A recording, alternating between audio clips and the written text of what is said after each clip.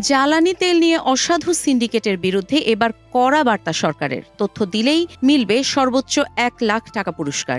বিদ্যুৎ, জ্বালানি ও খনিজ সম্পদ মন্ত্রণালয় জানিয়েছে, মধ্যপ্রাচ্যের অস্থিরতায় বিশ্ববাজারে তেলের দামে চাপ তৈরি করেছে। এই সুযোগে এক শ্রেণীর ব্যবসায়ী সরকার নির্ধারিত দামে তেল বিক্রি না করে গোপনে মজুত করে বেশি দামে বিক্রি করছে।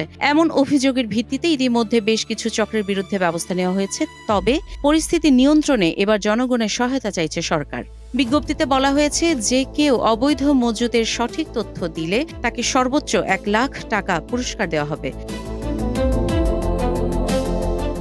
তথ্যদাতার পরিচয় গোপন রাখা হবে এবং সংশ্লিষ্ট জেলা প্রশাসকের মাধ্যমে পুরস্কার দেওয়া হবে। এখন প্রশ্ন, এই পুরস্কারের লোভে কি সামনে আসবে তেলের গোপন সিন্ডিকেটের আসল রূপ?